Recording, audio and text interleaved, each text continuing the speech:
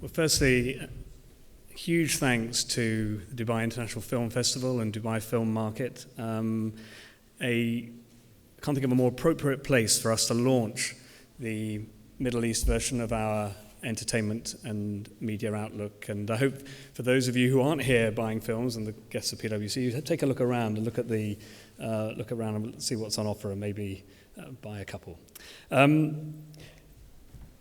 Excellent, we're up there. You might wonder what PwC, what connection we have with the film industry.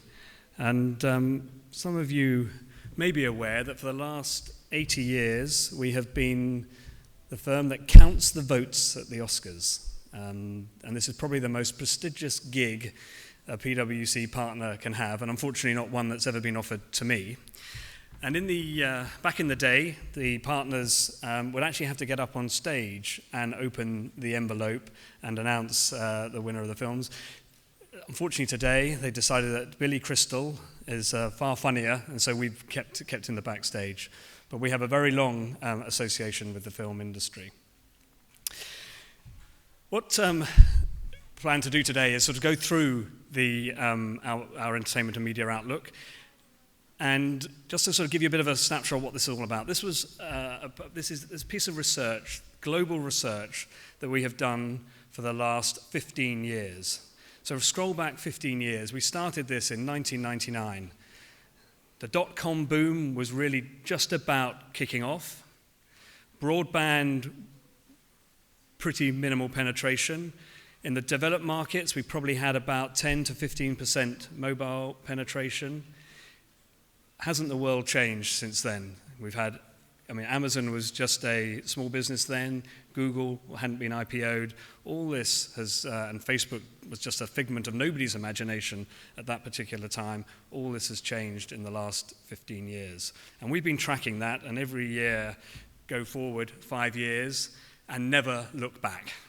Because I think it'd be rather unfortunate to find out kind of what we may have predicted and things had changed, because this is a rapidly evolving industry. But what we do over these, for our predictions, is look at the, I guess, 3 levels of kind of spend: the consumer spend, so what people are buying on music or buying on film, or what consumers are spending. We look at the advertising market across all mediums, and then we look at the access spending. And we do this globally, including a number of countries in the Middle East and Africa. What we'll do in this session, myself and my colleague Lubna, so we're both in the PwC media practice. I look after the Middle East region. We'll cover the sort of more global aspects of this and think about kind of some of the macro trends that are going on and how this may affect the Middle East and Africa as a whole. And for those of you who are not aware, we've partnered up last year, or this year even, with Booz, now known as Strategy and Jayant is the media leader for Booz. They are the leading media consultancy firm in this region. Tremendous depth of knowledge, and Jayant will lead us through kind of his insights into the Middle East specifically, and drawing out something around our countries as well. We will also mainly focus on not all the media segments that we're talking about there, but really ones that are kind of more relevant to the place where we are today. So we will talk about filmed entertainment, which is box office and video. We'll talk about the advertising sector, and we'll talk about TV. I won't be touching, and video games we'll be talking about, but I won't be touching many of the others. I think the theme for us this year, and we've been watching this digital transition for quite some time now, but I think our call to arms to many in the industry is you've got to seize the initiative, because growth is now digital. There's no hiding away from that. And the advertising side, digital advertising, is really spearheading this migration. And we are now, and we'll show in the charts, we're hitting a tipping point. So this internet advertising is kind of gradually steamrolling over most of the other traditional forms of advertising, catching up with TV. For those parts of the industry that haven't really got this yet, you can't ignore it. Challenge, as it's been said many, many times, is who's paying for this? Who's paying for this digital content? And for many, it's interesting, and we'll see some statistics later on, but the monetization of this content is probably one of the key priorities for most businesses, because many people are still not paying for the value they're getting for that content. And interestingly, sort of globally, the axis, in many industries this is the case, but in media in particular, the axis is changing. It's moving from the west to east and to the BRIC nations, and we're seeing a huge, most of the growth, is really coming from those other markets. So these the main sort of drivers, and if you're an international, selling internationally, the real key markets are Russia, China, Argentina and Brazil, and then up and coming Indonesia, South Africa. And this today, or back in 2009, these markets represented probably just about 12% of media spend globally, and we forecast this to be over 20% by 2018. So these are markets you cannot ignore, certainly if you're looking to sell internationally. To try and simplify things for ourselves, we kind of break the world into sort of these four quadrants, and we've got, this is really mainly around their growth profiles. So at the top left, you've got the mature markets, the Western markets, England, US or UK, US, Japan, Germany. You've got the next wave, the ones I've just talked about, mainly the BRIC companies, Brazil, Russia, India, China. You've got probably ourselves here in the up-and-comers, so our the Middle East Africa growth is just about getting into the areas where we're into the next wave. But these are slightly smaller markets, and the slow growth, those countries that have been hit economically, people at places like Greece are really in, sub 5% compound growth rates. And just to sort of put a little bit more spin, and I think this presentation will be available to all, but just if that graph, and it's nice and big, but basically being top right is good, and I suppose the key message here is US is still the biggest media market, and as we pick up later on, China has grown substantially and is the number 2 media market in the world, overtaking Japan. UAE, Egypt, and Saudi Arabia are all in the up-and-comers, and as we'll sort of pick out during the course of this discussion, there's some great growth dynamics that we're seeing here in our own market in the UAE and what we're seeing in KSA. So what's driving this growth? And as I said at the outset, the growth in entertainment and media spend is really directly correlated now to internet access and internet subscribers. And just what this graph is showing is just where we're getting the fastest growth of mobile and broadband penetration are those where we're getting the fastest growth of media, entertainment and media spend. And just to give you a little bit more color, if you like, our graphics, Western markets, we're expecting this broadband penetration to reach pretty much 90% of households. These are markets where there's existing deep telecom infrastructure, so you're effectively converting this into broadband, so it's not too difficult to get to these fixed broadband households. Much more difficult actually in these the sort of what we call the next wave and up-and-coming markets, because there isn't the telecoms infrastructure in place in many of these. And many of these markets are in fact bypassing this fixed infrastructure at the moment and moving directly into mobile. And I think this is one of the sort of major stories, not just of this year, but of the last couple of years, is the rapid growth of mobile internet penetration. It's, I guess, having been doing this for many, many years, when the iPhone was launched, and I remember Steve Ballmer saying, iPhone, not a hope.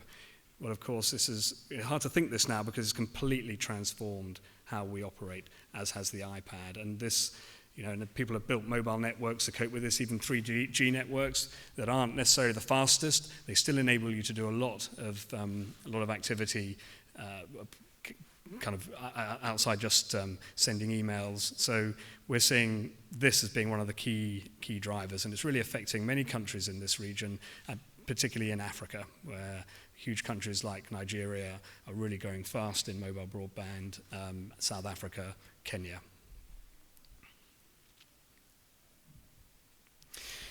So overall, I mean, this is just an enormous figure, and you can say if in your business, if you can get 0.00001% of this market, then you're doing extremely well. But we're forecasting this is going to be a 2 trillion market globally, and kind of split between those three axes of consumer spend, access spend, and advertising. And I think what's, I guess, some sort of key things out of that growth is that 65% of that growth is coming from digital. So digital consumer spend, so people buying things, music, film, etc., or newspapers online, and advertising. And I think just another sort of interesting stat underneath that is that growth, that 65%, is really mainly driven by advertising. Because at the moment of the digital spend in consumer, only 17% of consumer entertainment and media spend is digital.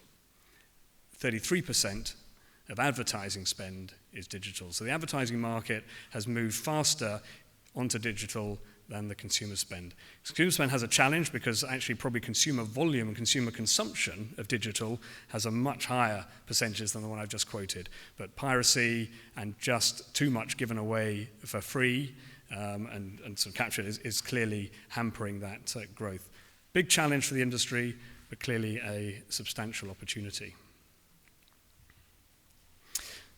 Drilling down just a bit more and putting a little bit of flesh on this, well, globally, the aggregate spending on internet advertising, we're forecasting still 10% compound annual growth rate for the next 5 years, followed by high growth in internet access, and interestingly, very high growth in video games. We'll drill a bit more down into the video games market a bit later on, but this was an area where probably a few years ago we would kind of thought it had matured and was not really going much further. And I think interestingly, given probably where we sat a few years ago, TV advertising is holding its own. TV has adapted pretty well in many markets to the change in circumstances it's found. So, you know, the growth, and we'll talk a little bit about this a bit later on as well, but the penetration of businesses like Netflix and over-the-top TV looked like it was going to have quite a significant impact in time on traditional TV, but most of the major players have found online platforms that they're beginning to monetize. They've secured the content and they're delivering growth. And an advertiser, just if you think about it, in advertising, it's only a fixed amount of money. The advertising market it will grow possibly with global GDP, but it's not going to suddenly transform. So all that's happening is that this same amount of money has just got to be shared amongst a different amount of people. And so TV's challenge, from having been one of the biggest platform, is to retain its share, and it's succeeding in doing that. And I think then what you're kind of seeing at the bottom, and I think we're probably, this effect is to some extent accelerating in some markets, is the decline in newspaper publishing and magazine publishing. When you go to sort of developed markets, that is really acute. And of course, what's keeping up the printed side quite well is this, I guess, phenomenon of the growing middle class in many of these developing countries are still actually helping increase the circulation in newspapers. So there's a sort of dynamic going on between growth in circulation but falling advertising revenues as classified ads, for example, are moving online. And just looking at advertising specifically, and that just illustrates the point. Green is good, red is obviously bad, and anything in publishing is really being hit quite hard. I suppose interestingly, and cinema and radio both have kind of got just slightly below the sort of overall average growth, but I'd say holding their own. Again, people wondered what the relevance of radio was a few years ago, with internet advertising being so measurable. However, it is quite a unique proposition, and it's been, while it's not anything, there's no spectacular growth, it's adapted quite well to different platforms, so it's on satellite or on internet, and it offers advertisers something that, the other forms can't add, accessing people when they're doing something else. So it's obviously hearing rather than having to target eyeballs. And cinema, I suppose if we went to the 40s and tracked the cinema from then, it was a sort of a bit gloomy, but now the cinema screens globally are growing, and cinema advertising, albeit small, is holding its own. So this is the sort of global picture of advertising share by platform. So this is traditional TV, as if you're seeing it sort of on a TV screen rather than watching TV on the internet. And I think the other kind of tipping point that we're forecasting by 2018 is that internet advertising is going to be greater or pretty damn close to TV. And the point, 2018 is the point where globally that's going to happen. Different markets, so probably US, it'll happen before. And if I sort of thought about Middle East and Africa at the moment, our figures are way behind this. So we're kind of nearer 10% on internet advertising. TV is above 40%. We forecast that TV actually in this Middle East and African region is going to increase its share, primarily driven by what's going on in Africa as TV households expand substantially. Internet will get to about 20% of the or 20% of the total figure. What will be hit in this region will be print in the main, and so we're behind the rest of the world in the region, but the trends are the same.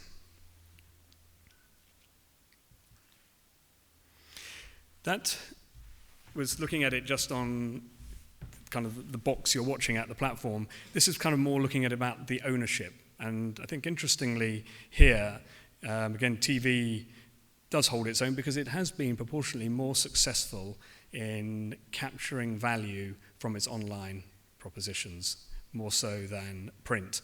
And so I think as we talk about it in a bit more detail in the rest of the presentation, the strength of TV, while it's having to go through this quite significant transition and evolve its business, has still managing to maintain its audience share, which I suppose ultimately for the advertiser, that's what they want. They want to know who's watching, how many are watching, and all the kind of segments underneath that. And again, this is showing that print is taking quite a significant hit.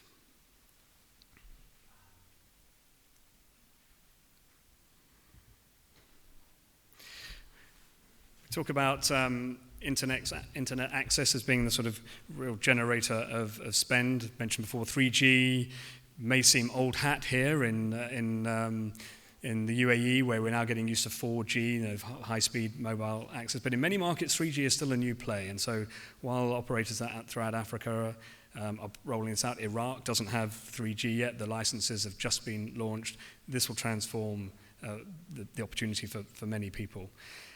And I think a big stat here is that mobile will generate $3 out of every $5, so over 2/3 spend on access going forward. We pick out sort of something here which is quite interesting. The fastest growing country, this is not just in this region, but fastest growing market in the world, we forecast to be Nigeria. Huge population, massively underpenetrated at the moment, but a very fast growing middle class and intrinsically quite a rich country. Interestingly, Japan, we're forecasting a decline. Economic challenges in Japan, so there's kind of negative inflation, and it's also very highly penetrated. And I think one of the challenges around this mobile is ensuring that you've got people who are playing in this space and developing products for mobile is making it relevant for the user. And I think in Japan we're beginning to see the challenge that just having something that's the same on all different platforms doesn't always work, and you've got to find different models. As I said before, internet advertising is closing fast on TV, and one of the other stats we'll show a bit later on is mobile advertising. Mobile internet advertising has been one of the fastest growing parts of the advertising sector. Again, if those of you who are old enough to remember the phones with WAP on it, couldn't believe that this could have been the case, but mobile advertising has grown faster than fixed advertising was at a similar stage of development, and that's because every one of us is holding one of these smartphones or tablets or even both devices. Making it relevant to where we are, we're predicting that the UAE will be the fastest growing market for internet advertising, albeit coming from a low base. So I think Jayant will sort of pick up on this later on. But relative to very high penetration in this market of smartphones and tablets. E-commerce and internet advertising is actually pretty low relative to similar benchmarks that you'll see around the world. Of course, this is also a region where you've got the highest usage of Facebook, particularly in Saudi Arabia, the highest usage of Twitter, but none of that yet has translated into the proportional advertising dollars. Probably many reasons for that. Maybe some of the institutions are still quite traditional. I think there's a debate about how much Arabic content you really require to drive this. I think certainly in Saudi and many of the Arab markets, you do need much more local content. And just, I guess, the ecosystem to drive all that is still coming into place. I think Jayant would pick up on that as well. So this is just, I think, quite an interesting thing. If you look at the sort of speed of growth in that graph of mobile, which is the grey line, it's past classifieds. So classified advertising was, traditionally the, I guess, meal ticket for many media platforms, and this is the one that's really kind of been hit hard when it was from print into online, and now being hit by the growth in mobile. At some point, it'll be because on mobile you're still getting the same, still getting search, and you're still getting display, and you're still getting video. And I suspect when we do this in a couple of years' time, we won't even talk about mobile as being something different from any other platform, because actually it should be ubiquitous. I think the other interesting figure in that is the growth of video, and this is advertising on platforms like YouTube. They've really sort of cracked it in the last couple of years, and while small still, it's growing extremely fast. We're predicting sort of 24% a year almost. So that was just a sort of kind of a bit of an overview of the kind of our predictions going forward. So just huge growth in internet advertising, TV holding its own, print suffering, call to arms business. We've titled our presentation "The Digital Mindset." We'll cover this in the conclusion, but you can't just think of digital as a subsidiary to your main business. It's got to be completely ingrained in your business. It's the same business. It is the business going forward, and you need to develop both the trust with your consumers and how they're going to interact with you, and we'll pick that a little bit up at the end.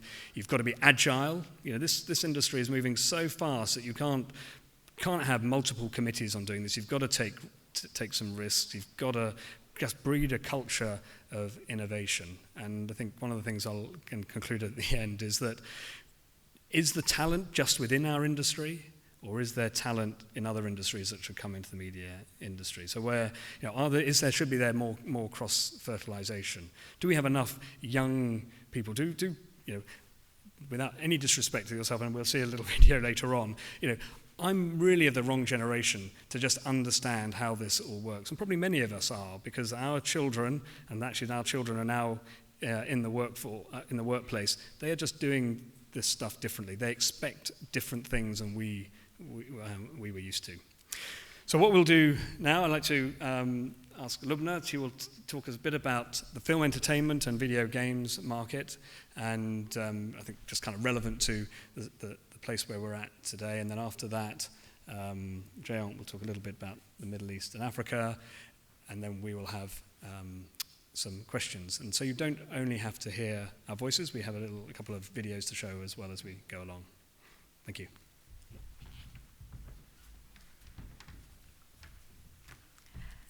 Hello, and thank you.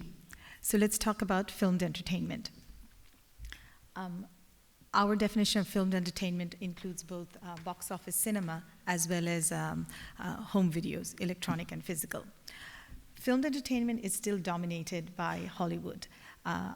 Basically, throughout our forecast period, we see Hollywood, the US, being still holding on 35% of the market, both in terms of, obviously, its value in production and also as a consumer market. But what's interesting is that the upcoming and the next wave growths, which will come really from Eastern Europe, particularly China, Russia, and also Latin America. Middle East region is expected to grow 7.2%. What's interesting is the country that registers the highest growth is Saudi Arabia. So one of the things I wanted to tell you is PwC isn't forecasting that the Saudi government will lift its current ban on cinema theaters. This entire growth from 26 million to 97 million is simply electronic home videos. So that really shows that for a country that doesn't have access to movies, people are still finding innovative ways, and given the high penetration of mobile and broadband that Philip talked about, it's another way for people to consume their filmed entertainment.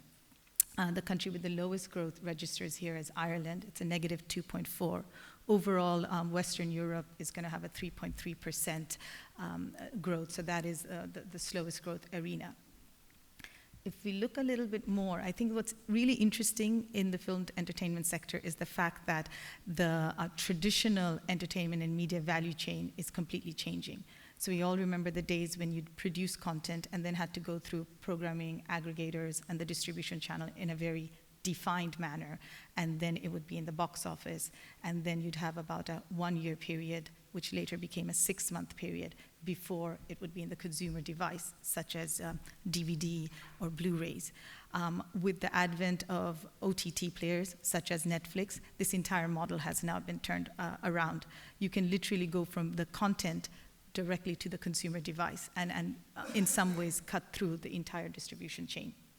What's also interesting is that Netflix is now investing $3 billion in producing content, and that'll continue that whole debate of exclusivity and trying to hold on to windows.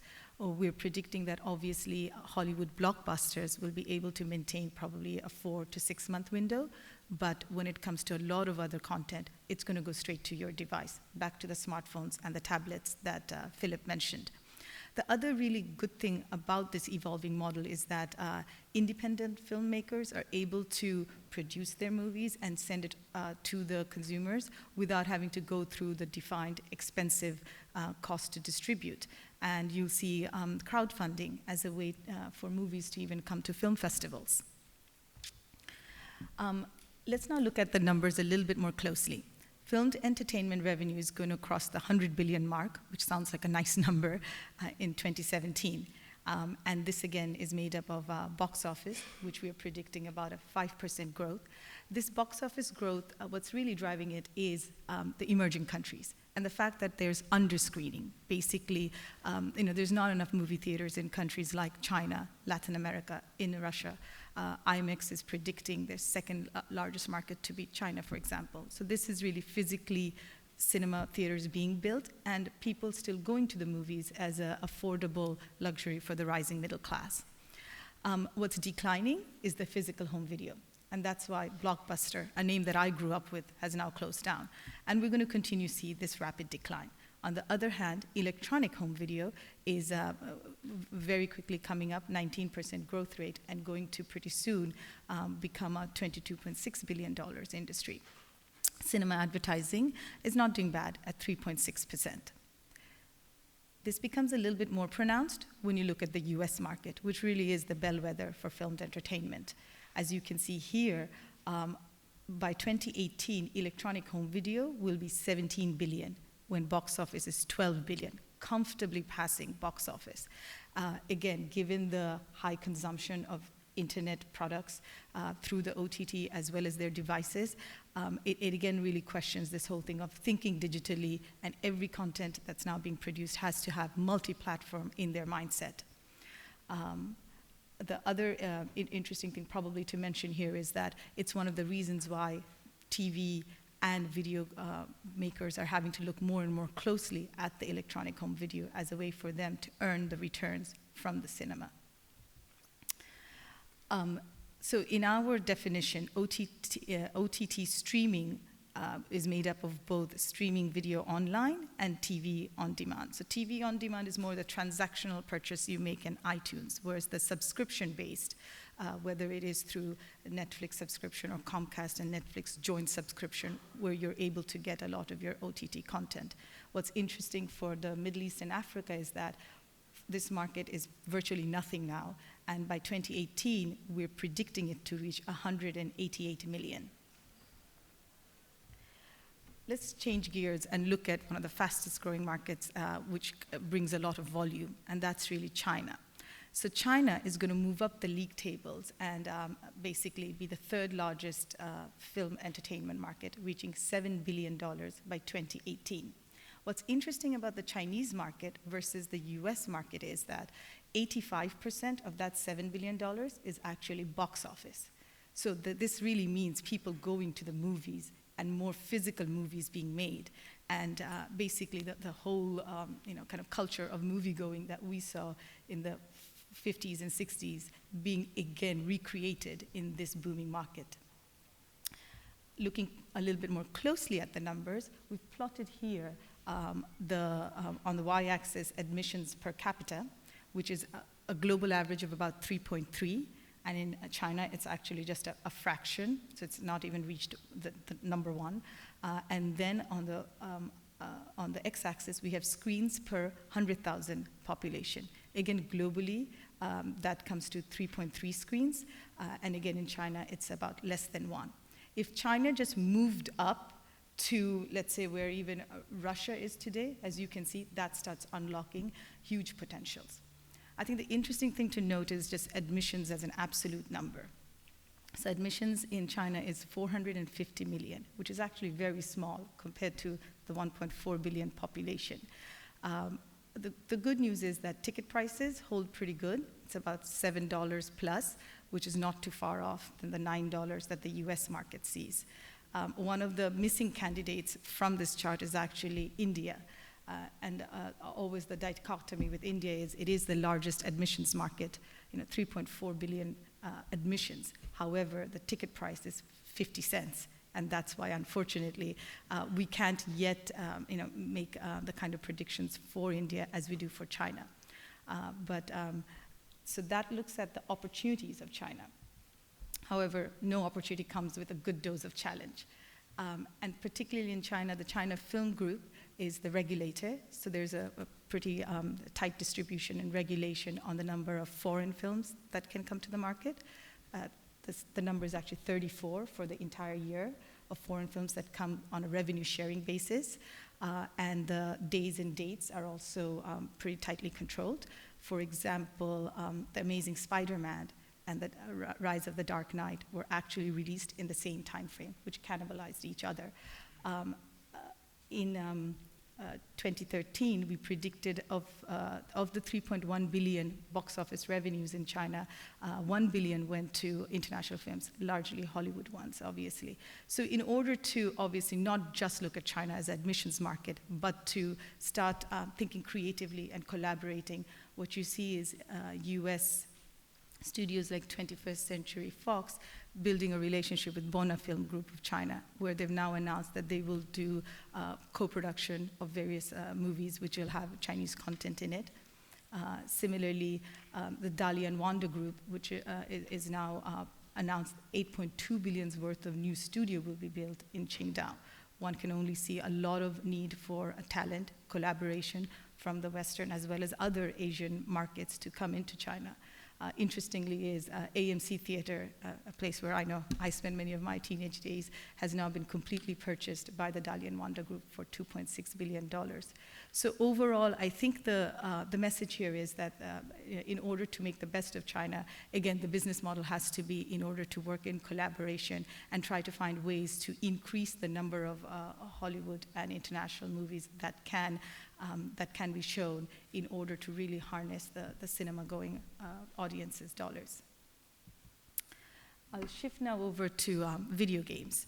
And I think the real message that we have on video games is how the advent of mobile has really changed video games. And it's moved away from being a console-based, very serious gaming, which was probably a very male-dominated, teenage to college age segment, into something that's become a lot more social gaming, casual gaming, and also, again, microtransactions and advertising has been able to gain some ground here. Interestingly enough, in global video games, the market's going to be $89 billion by 2018, which basically means it's going to be the size of what the filmed entertainment market is today. So, that's one way to look at, the value that the market will give us in the next 5 years. In terms of the highest growth country, once again, it's Saudi Arabia. So moving from 83 million value in 2014 to 189 million. Again, I'm sure Jayant will talk about this more, but it again shows you how much the growth of mobile and internet penetration can help actually move a whole sector. The country with the slowest growth here is actually Switzerland at 1.8%. So just wanted to give you a quick breakdown of how online and mobile devices are pushing forward gaming. And again, we've crossed that tipping point where now more than half the gaming industry is actually on those mobile devices and not on the consoles. So consoles really suffered a bit of a downside.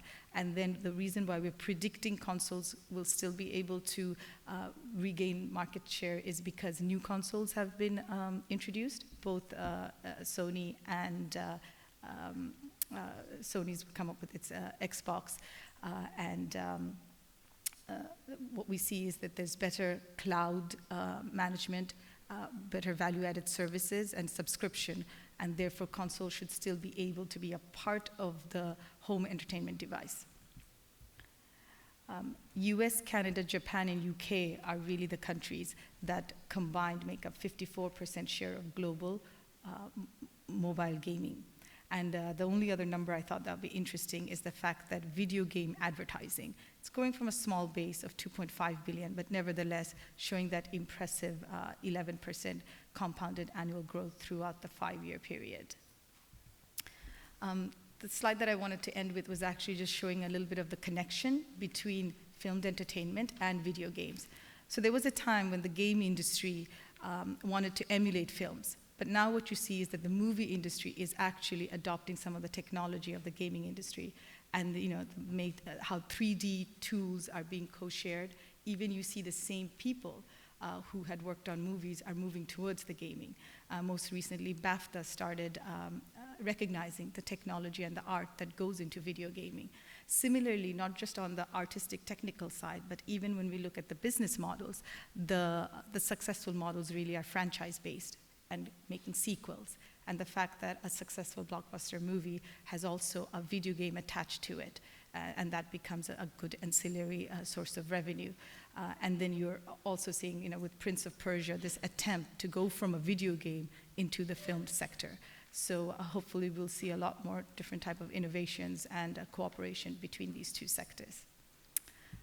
Now we're going to have a little bit more conversation about television, so I pass the baton back to Philip. Thank you.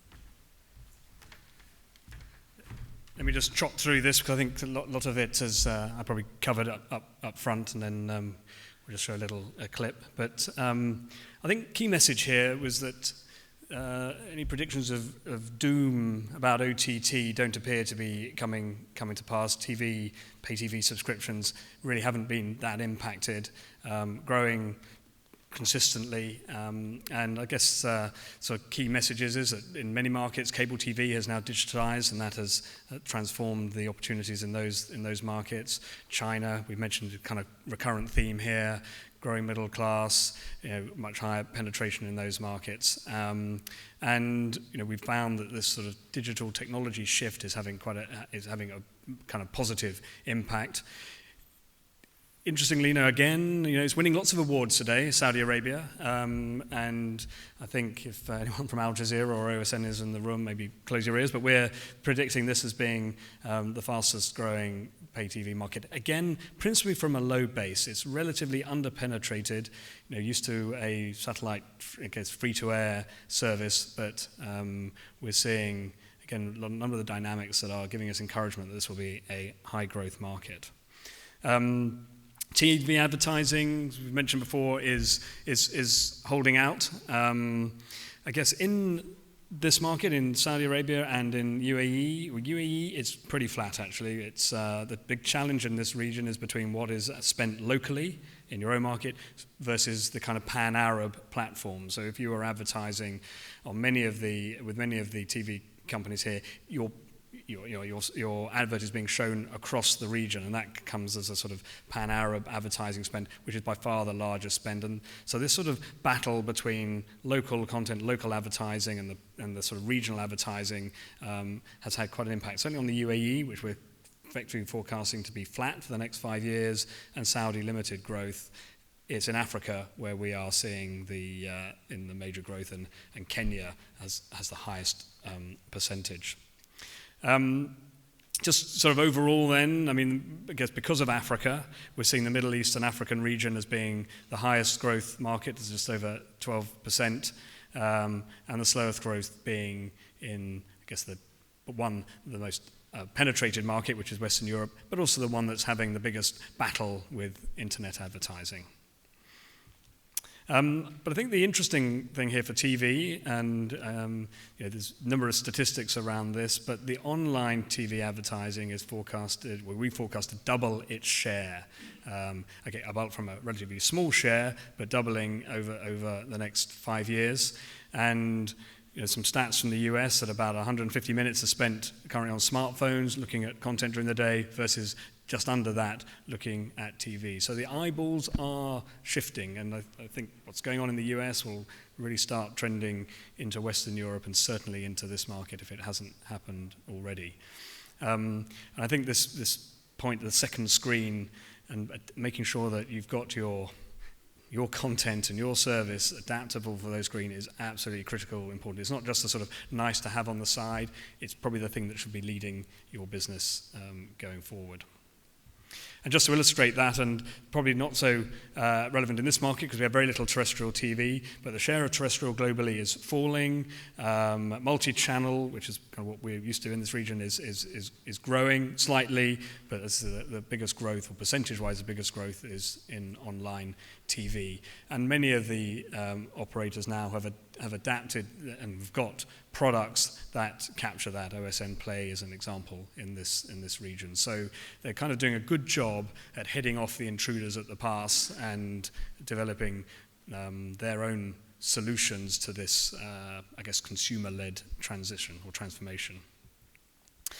I think it's a sort of bugbear of many of us, or so many in the industry, is the lack of measurement. And advertisers increasingly want to know in much more detail who they're targeting. And I think the thing about internet is that you can follow the click-throughs. You know who your customer was and what he was buying.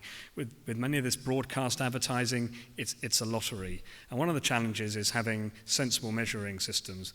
Just measuring TV itself, sort of in your living room TV, that's not enough. As we said before, if a huge proportion, maybe 20 to 50% of viewing is not done on the traditional TV, and you're not measuring that, you're not giving the advertiser what he needs. And I guess another sort of plea to the industry, this is globally, is really get to grips with this measurement system. But I think real plea in this region is to really get to grips with this. And there are, I think maybe in the room, TView is an example. There's something in Saudi Arabia. That's a start. It needs to be trusted. Advertisers need to believe that it's giving accurate results. But there's nothing for the internet. In the US and in Europe and China, we've got the Internet Advertising Board. It's a not-for-profit organization that captures all the data. All the internet businesses, Google, Amazon, etc., are part of this group. We don't have it in the Middle East yet. And I think for one of the sort of things that really needs to happen for the internet advertising to really get some foundation is it just needs to be measured. So with that, I'll leave the talking, and I will just go on to a video. We do this every year, actually, and we go around the world, or somebody goes around the world and talks to real people and just gets their view of kind of how they are consuming media, how they're transitioning. And I think this year, last year the theme was often around piracy and how people just don't expect to pay for this stuff. This year, what I've noticed, and I don't know whether it was intentional, but it's picking out kind of a big generational switch, and just that, while digital is the thing, actually for many people, it's not the only thing. And there's kind of still this need to have something you can touch, feel, and it's interesting in how that video plays out between different members of families and how they react to it. And I kind of, unfortunately, I sort of feel that I'm sort of almost like, I see this at home now with my children who are in their 20s, just that we are different how we really approach this. And that's just the challenge for everyone who's trying to access this, is that people don't just want the one thing. They're not just used to being told how they have to consume media.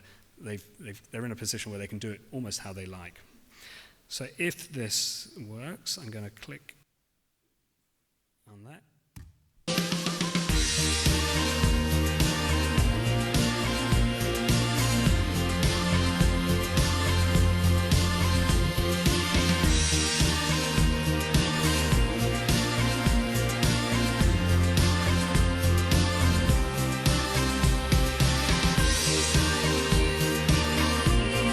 And if I want to contact her, I message her when I'm sitting right next to her. Please look up.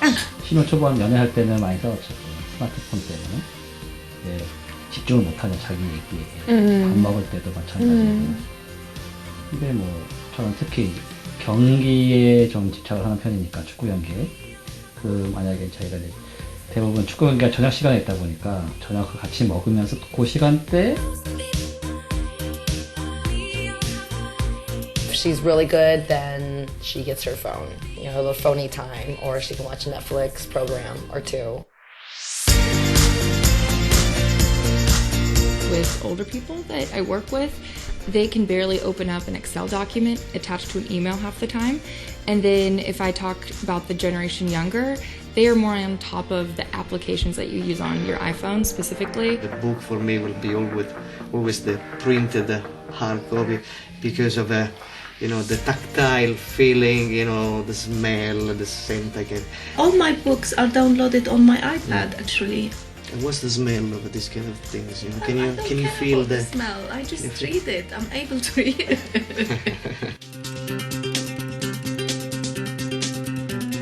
I'm just bored of my music. My tracks go out, they are outdated. So I just sometimes listen to radio, they come up with some new songs, some old songs which I had liked before. As soon as my friend mentioned that he had a problem with plumbing and whatever, and then completely unaware of where my mind was going, all of a sudden this whole ad came into my mind. When your drain is being naughty, 444 40 40.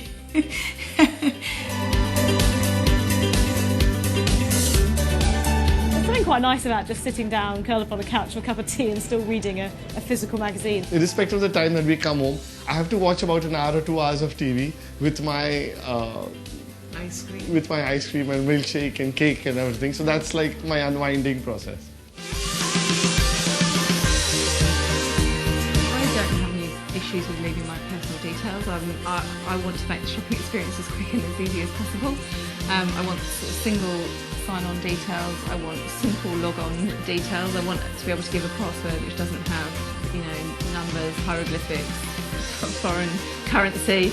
I just want to be able to put in a word and get through. Over time, Vimeo has noted what I watch, and now they just seem to give me everything that I like.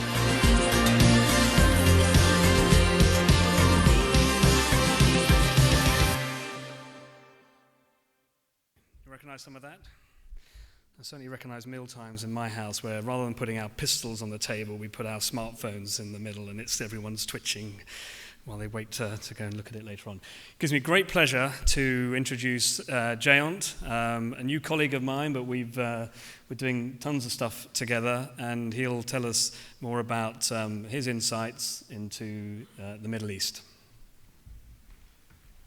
Thank you for that.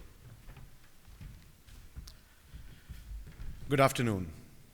If you already hadn't had enough of data, what I'm going to do for the next 20 minutes is throw more data at you. Fortunately, that data is going to be for and from the region.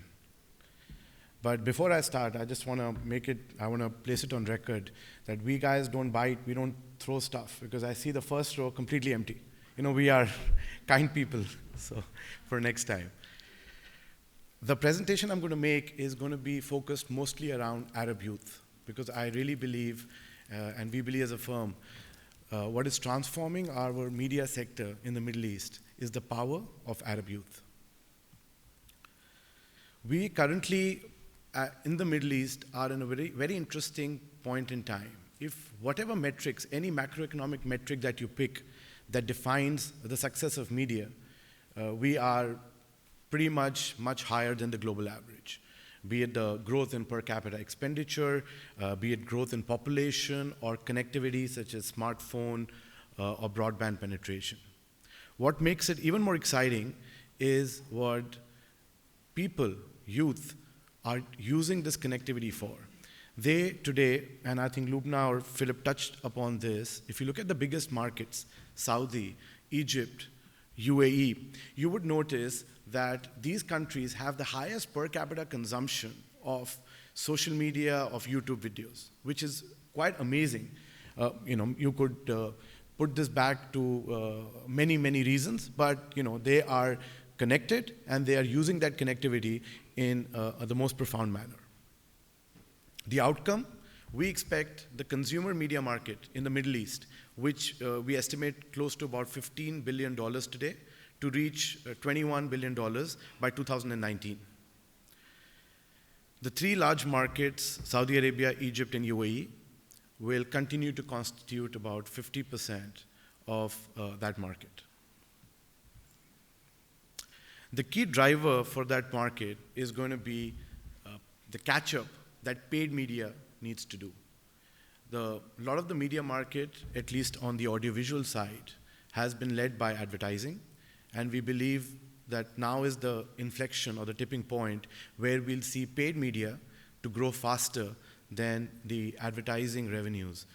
And this will be driven by, I think Philip mentioned this earlier in his presentation, the growth of pay TV or pay video in this part of the world. Also, what you cannot underestimate is the power of the gaming sector. $21, the figure you see there for gaming, is what an average paying user in the Middle East pays per month for buying games. And this is quite phenomenal because when you compare these numbers with some of the more advanced gaming markets, such as South Korea or US, this number is comparable. And gaming and gaming's intersection with film is something that is a phenomena that is being talked about in the US. And the question in front of us is that can this phenomena be one of the ways the film industry benefits? And I will come back to this point a little bit later. And finally, what's happening on the paid mobile application market, again, a phenomenal double-digit growth when it comes to people's ability or propensity to pay when they consume media on mobile. Now, there are many sectors that are going to be above the average growth of 6.8%, and there are going to be some sectors which will be below that growth.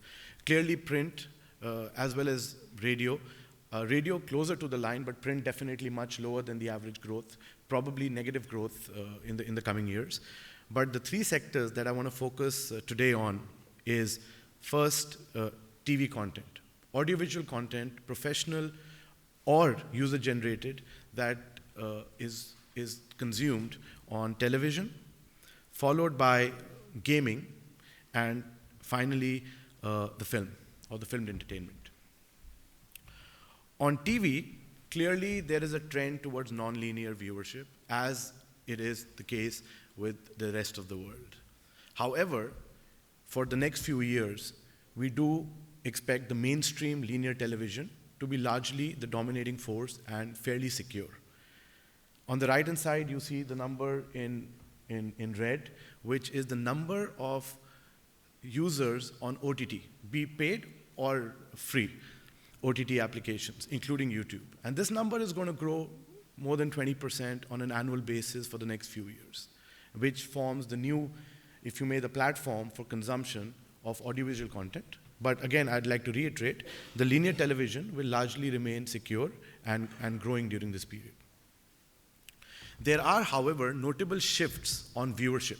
When you see people on free-to-air television, there is a shift towards, in the favor of variety, reality, the big format mega shows, such as the Arab Idol or Voice of Arabia, and that comes at cost of some other viewership, and which is the ones which are hurting a bit is the viewership of series, drama, because that has been the predominant form of what people had been watching for the last few years, and we are seeing a bit of correction on the series side, but not so much movies.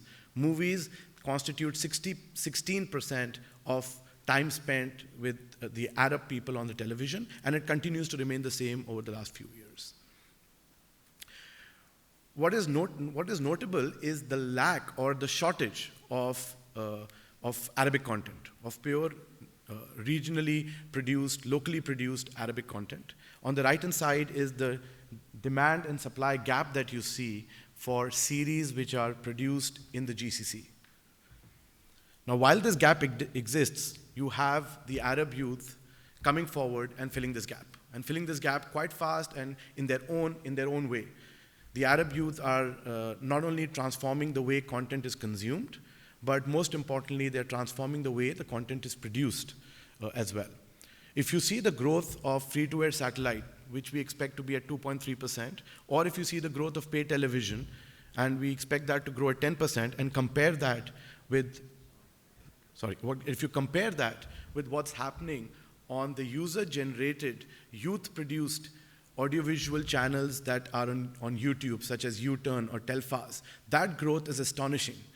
And those are fairly comparable content that what you see on mainstream television.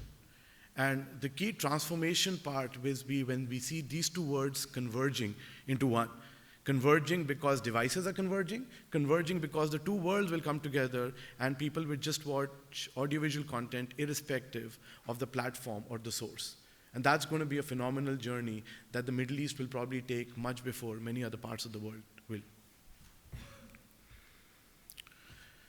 Coming to scripted content today on free-to-air television attracts more than 50% of the advertising spend. So 50% of the total free-to-air market today accrues to scripted content. Filmed entertainment takes 18% of the total advertising spend. And these are big numbers. And these are where the films and series today are bringing their revenues. More films, because if you compare that globally, you would see films draw predominant part of their revenues, or a majority rather, from box office. But here you have a phenomena where the free-to-air television advertising is funding a lot of production that happens locally and in the region. At the same time, there is also a growth on money that they get from subscription on paid channels, be it the direct-to-home satellite or the IPTV. But these are phenomena, and increasingly OTT, which will also play a role in monetizing or providing the funding that is required to produce a high-quality film, which requires a certain budget. Today, as we mentioned, the MENA film revenues today, the box office constitutes less than 50%, which is not the case in many markets. And you could source this to the lack of screens per capita, the lack of theaters in the biggest market, Saudi Arabia, and a bit of, in certain North African countries, the cinema-going culture, where they feel that they watch a lot more consumption of movies on television at home or increasingly on digital platforms. The region has produced, there was a period before 2010 where the region used to produce more than 120 full-length feature films. Today that number is closer to 110. And that has a lot to do with Egypt, which is the primary production center, going into a bit of a political turmoil. But we do expect that growth to resume back. Now, what I mentioned was the box office. So on the left, what you see is the number of screens per capita in the Arab countries compared to some of the other countries, and you would find that's much lower the number here than many other parts of the world. But what you're also seeing on the other side, and I think Lubna picked up this point very well, is the willingness to pay for online. And if you We did a survey recently to see where would they like to spend money when they go online. Where would the propensity be highest? And if you see at the bottom, the propensity is highest when you're talking about, or actually just second to music, this is TV or films to be downloaded either as an app or for live streaming. So there is propensity for long-form content on digital platforms. Another key point is that while there is a very strong appetite to consuming Arabic-oriented, scripted, long-form content, which is on the left, we recently did a survey in KSA and Egypt, and astonishing numbers, even in Saudi Arabia, when they mentioned that we'd like to see movies which are Arabic and homegrown. But if you see what's happening on the television, which is the primary source where these movies are being consumed, you see a big dichotomy, because what you see on the left-hand side, if you see the Saudi market, so I'm talking about the right chart, left-hand side, Saudi market, 74% of the time spent in front of a free-to-air television is on American movies, subtitled or dubbed. And if you take that to Egypt, the situation is much better. I mean, they do like their homegrown Egyptian movies, which constitutes 44% of the viewership, but still more than 40% are the American Hollywood movies subtitled. And this shows the gap that exists between what the consumers, what the Arabs are wanting, as opposed to what is being delivered to them or supplied to them on mainstream television. Now, this issue exists because there are a set of challenges that need to be addressed before we could see a bit of equilibrium or parity between demand and supply. First and foremost challenge we already talked about is the shortage of screens, but also the scarcity of talent. And I'm talking about technical talent. I'm talking about script writers, cameramen, directors, producers to produce. And that's got to do a lot with how much funding is available today for movies. Because if your box office is only going to be 35% to 40% of what you can make the money, that limits how much money you can spend on that movie. And that funding can come in many mechanisms moving forward. One way to look at it is somebody needs to take a faith on digital and the monetization potential that digital presents in the future, and find ways of monetizing. Or it could be through a partnership with gaming, because gaming is an area where Arabs and the Arab youth definitely seem to have a very high propensity to spend the money. And there could be some collaborations in that space that could provide that. Outside of that, there is definitely a need for external funding sources which are far more structured, which are of the nature of mezzanine or deficit or gap financing and many other forms of structural financing that has to be made available to combat the scarcity of talent, but also the increasing compensation that the actors and the stars are demanding, which is a global phenomena when you talk about film. But what is also happening simultaneously, and as I mentioned at the beginning of my presentation, is the Arab youth, as they are coming together on platforms such as U-Turn and Telfast, they're also coming up in front and producing movies that have caught global attention and that have got awards. And these are young Arabs, Emiratis in their 20s that are coming and producing phenomenal movies that even people who've grown up on Hollywood or Bollywood, the big film industries, would like to watch. And there's a hope behind the Arab youth that there could be the Middle East movies produced locally could travel outside the region potentially. Moving from filmed entertainment to gaming, which is by far the next big thing in this part of the world. We expect, today we estimate the total gaming market, which includes hardcore console gaming, but also the very fast growing casual mobile and online gaming, to be $1.6 billion in the Middle East, led largely by the boxed console gaming. We expect this market to reach by 2022, in 8 years, $4.4 billion, the majority going to mobile casual gaming and the majority not being received by the console gaming. And 4.4 billion is a big number because when you compare it to what television industry is going to be in the Middle East in 2022, it's fairly comparable. It's just short and mirrors what the television market is going to be. Clearly, the consumption and the growth of the gaming platform is being driven out of the youth population and the youth demographics that favor this part of the world. At one of the recent conferences that I attended, there was a founder of one of the local gaming companies, and there was a discussion around, there was a generational discussion. There was a discussion around what differentiates a digital generation versus digital immigrants who are middle-aged. What's the difference? And he summed it up pretty well, and that stuck to me. He said digital immigrants are the one who don't encourage, or rather discourage, their kids and their children from spending time playing games. It's like, why are you spending so much of time? I do that with my child who's hooked onto the iPad games, and I think, why are you spending so much of time playing games?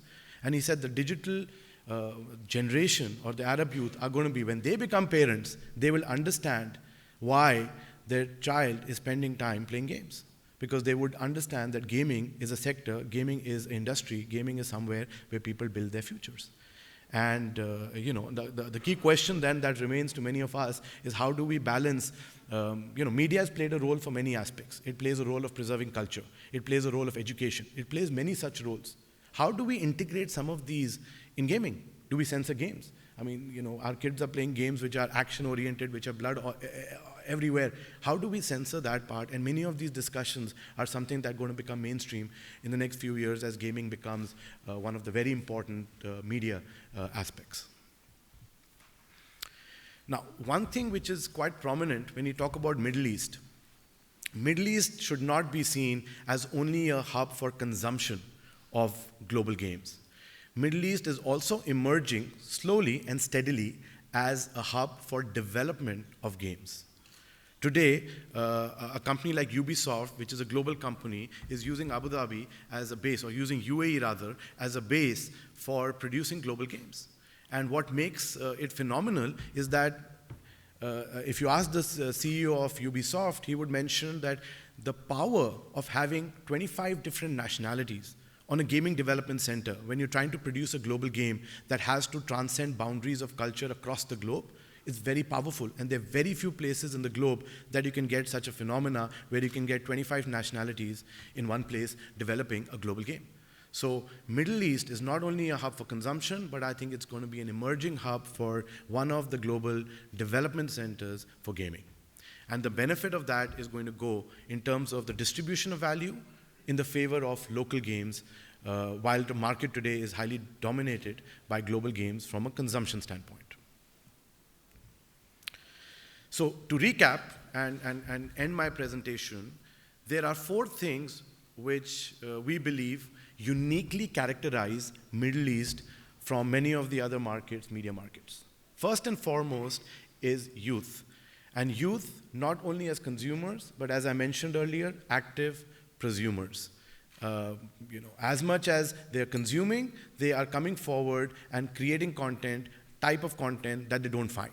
If they don't find the content they like, they go ahead and produce it and are creating a phenomena as active prosumers. Second is mobile, and the ubiquity of mobile in this part of the world, or any other emerging market for that matter of fact. For many in Egypt, the first broadband experience that they have will be on their mobile screens and not on a laptop or a desktop, which means that anybody in media or producing in media has to take the journey of online and mobile at the same time and not sequentially.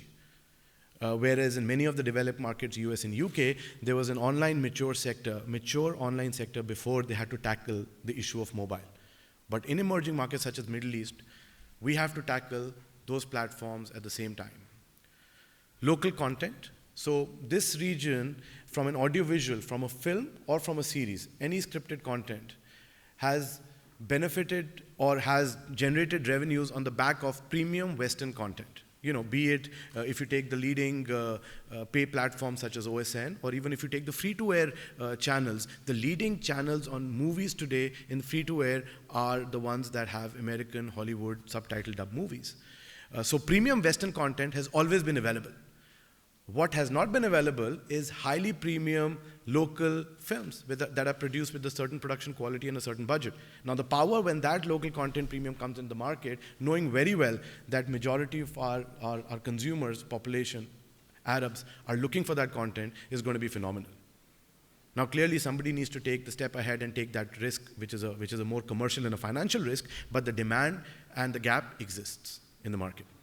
And finally, pay models. So all of this would make sense because we do believe that the growth of pay is going to be more than growth of advertising as we move forward in this journey. So to unleash all of this potential, what does it take? I would highlight 4 key topics, and these are topics which I always talked about. They are not new. Education, we always talked about talent development.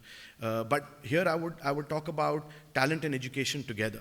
What is different now than ever before, where we talked about education or being, vocational courses or university courses? What is different today is the youth, Arab youth, is already involving themselves in some sort of production or creation of media. What they need is not, yes, they may benefit from a vocational training, but what they need are institutions, media institutions, could be global ones or the big regional ones, to provide them a platform, a framework, an institution where they work and harness their creative energy. It's about institutions that have the latest tools, know how to use those tools and applications, and putting them and making them available to the Arab youth is what is required. Financing will continue to remain a challenge given the overall economics of media. While they're growing, we still have a long way to go before the economics work fundamentally in our direction. And infrastructure and work environment is important because what it takes to motivate a digital generation, a millennial, is very different than what it takes to motivate at least me or the digital immigrants. They need more flexibility in their work approach. They work when they want to work. They're not, this whole concept of punctuality or discipline is not something that lends itself. And also, therefore, media provides a very good platform as we move forward into digital media. There's always a talk about Arab world needing to create 100 million jobs. And I think media will play a good role because what motivates these youth many of the elements is something that media fundamentally provides for better than many of the other sectors. So I hope this was useful. The last thought I would like to leave with you is the question in front of media, not only in the Middle East, but the question that exists globally, is what will happen when the digital generation, millennials, grows up and become middle-aged and consumers in their own right? Will they continue to follow the consumption habits that they have today, or will they start consuming a little bit more like the way we do? Will they mix newspapers with their social media and mobile in consumption of news? Will they give importance to professional journalism, credible sources of journalism? These are questions that haven't been answered yet globally. But if they do get answered, and when they get answered, which is a factor of time, then the impact of that phenomena is going to be most profound in this part of the world because more than 50% of our population is that generation. And that's something that we need to look forward to, and only time will answer. Thank you.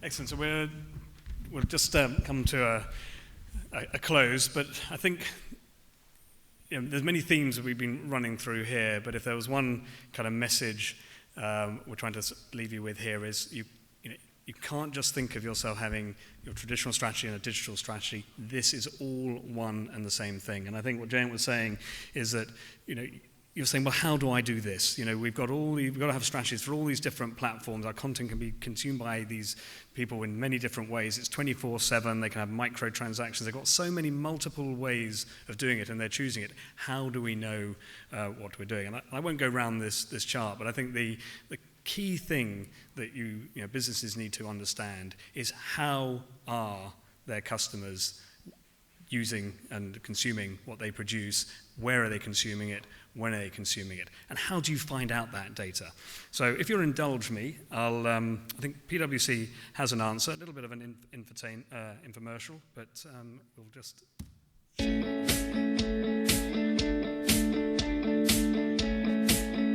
Wealthy couples without kids, suburban families, tech-savvy 30-somethings. Who are your best customers? How do they decide which movies to buy or rent? Price, popularity, promotions, availability, online recommendations, social media, a combination. And what screen do they watch the movie on? Television, tablet, video game console, smartphone? Now you can find out. so you can give your best customers what they want, on the screen they want, to keep them coming back and attract new customers. No more guessing. With PwC's proprietary analytics tools, you'll see what works in real time to generate more revenue and improve profitability. We've done it before, and we can do it for you. Here's how. Let's say 3 movies opened one weekend. Action, indie, animated. Action, a top seller since day one. But today, indie just blew past it to land on the top 20 list. Indie? Really? How did that happen? Now you can find out. Not just how, but also why, because now you have the data to make more informed decisions. We'll start with your own customer data, then look at the entire marketplace and crunch the numbers for you.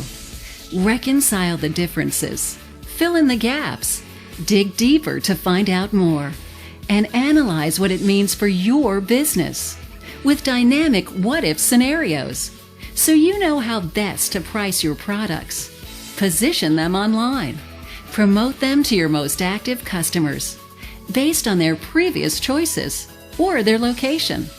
Done right, you can generate 3 times, 5 times, even 20 times the revenue you're seeing today. PwC can help you get there with the power of data analytics for entertainment and media companies.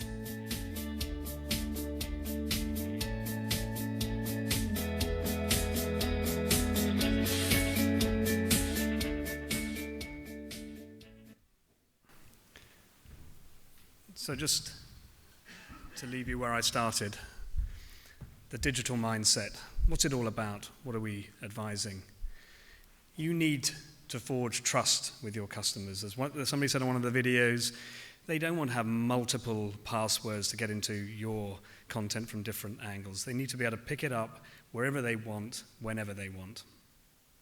You've got to have the confidence to move with speed and agility. You can't prevaricate. These trends are happening fast, and once you've spotted it, you're probably too late. You've got to be constantly have an organization that's constantly able to take the risk and to make those changes and be confident in yourself. You've got to empower in your organization. You've got to empower innovation. You've got to encourage, essentially the young people, as we've heard here in the Middle East, huge youth population base. They get it. You've got to harness it. Let them innovate for you. The frenemy. Many of these media sources are competing with each other. You've got to collaborate, either if you're trying to go from one country to another and partner with that country, or even together.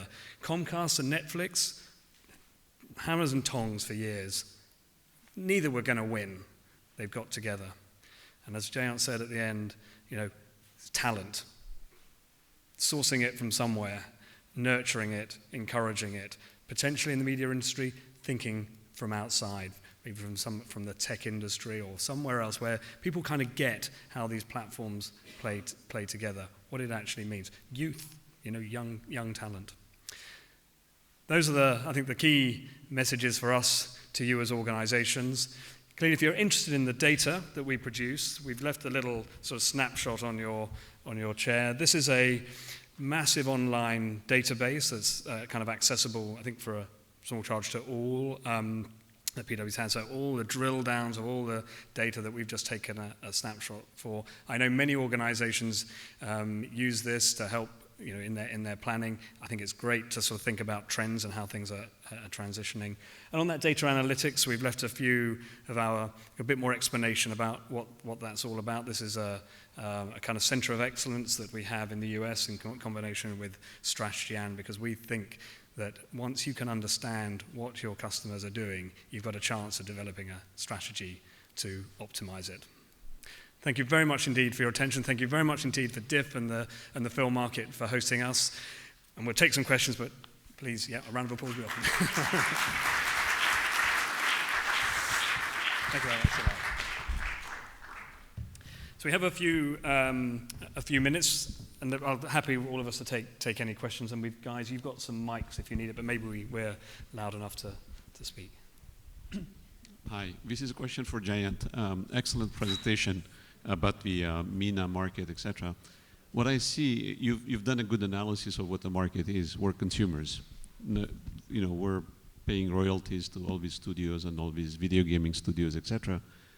How about production? What are your recommendations? You stop short of putting forward the recommendations, and I'm unhappy that Abdul Hamid just left because I wanted him to listen to your answers.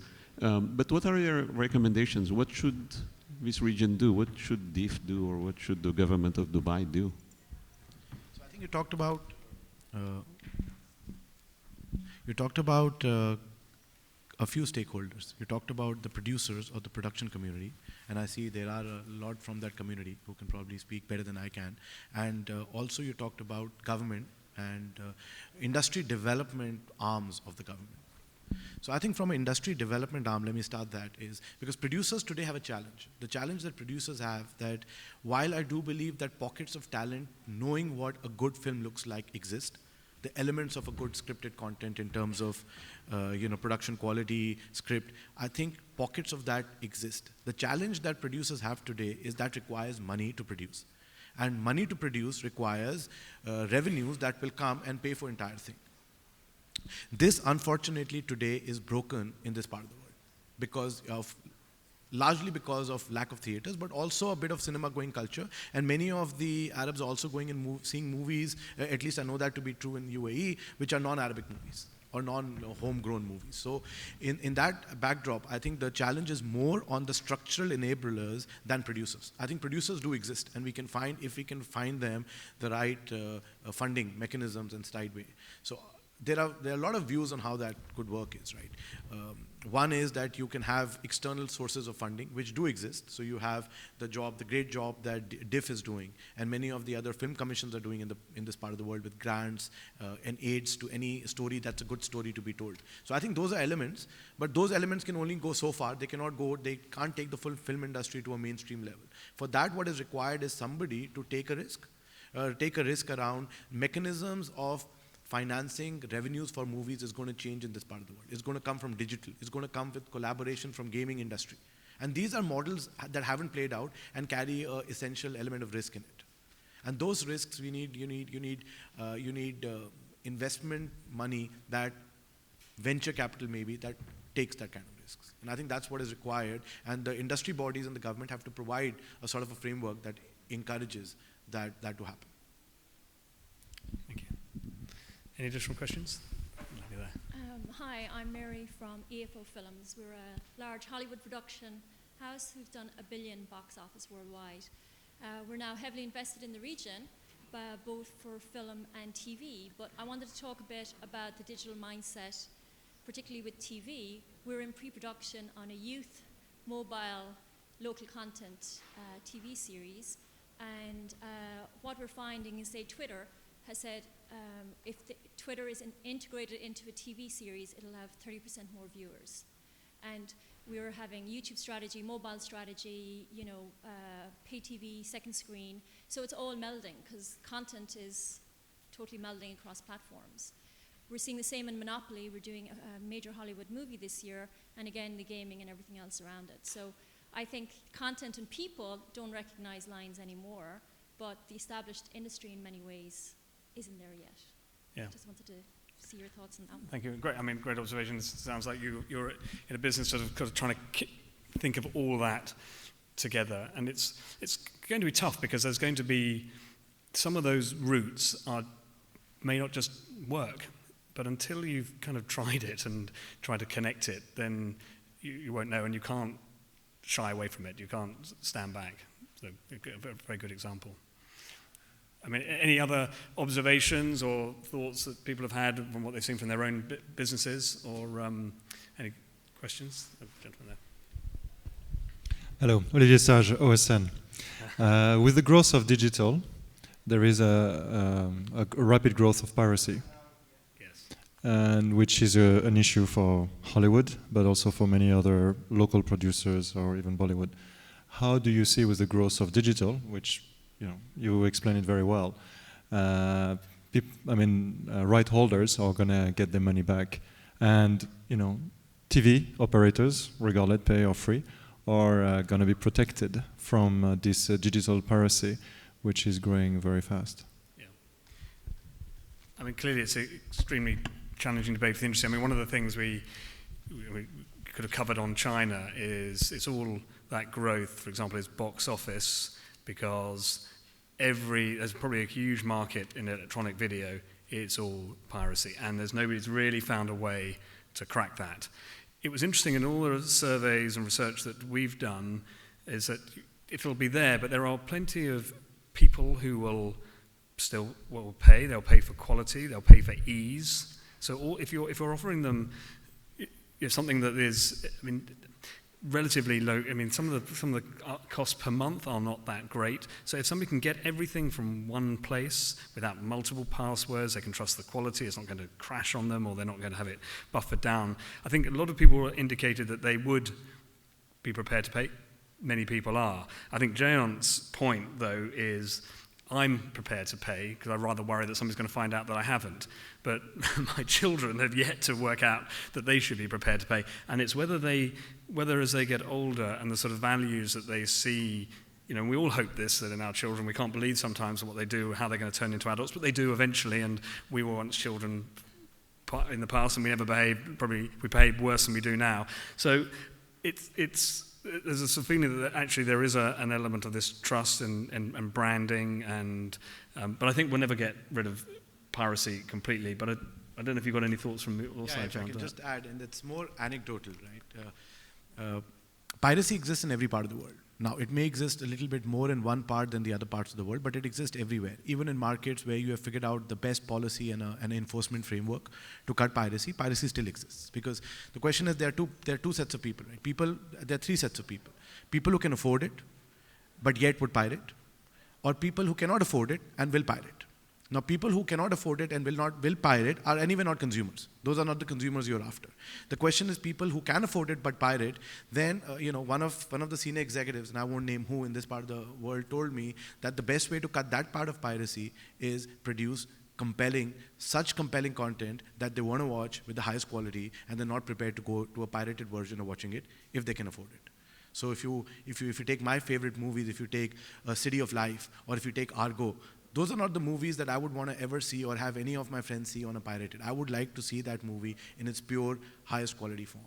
So I think the answer is just more compelling content outside of all the things that policy and enforcement can do. Okay. Sorry. No, very briefly, I think when you see the success of companies like Pirate Bay, which has the best of everything, I think it has to go down to how the telcos are acting, because it has to go through some gateways that the telcos are controlling. And that is really where the key is playing. Today in the region, you see piracy coming from Israel, which is not even blocked by the telcos in the region. So I think companies like you should also contribute to lobby on to how the telcos should address the digital opportunity, because they are losing on this piece of broadband consumption. They are not able to monetize this consumption online by allowing this piracy. This would be my comment on that one. Point well made. I'm hearing sort of tummy rumbles. We've gone past the 1 o'clock witching hour. Should we just take one more question, then I'll release you? No, I just wanted to say to piracy, I think this is because filmmakers just have one copy, and this can be easily pirated by people. But what we see now is that you can embed in pictures some data that tells you who has been stealing these pictures. And that's what we do. Then it calls our lawyers, and they have to pay. So if you're prepared and you make a copy from your film and you send it to the internet, your lawyers get more money. Thank you. Excellent. Okay. Well, thank you very much indeed for your attention. There is lunch, segreto, and which is in the souk, and there'll be some colleagues of mine if will help show people the way to get there, because I think it's a little bit of a walk. You're all very welcome to lunch there, so hopefully catch up with you then, and we're delighted to speak to you individually. Thank you.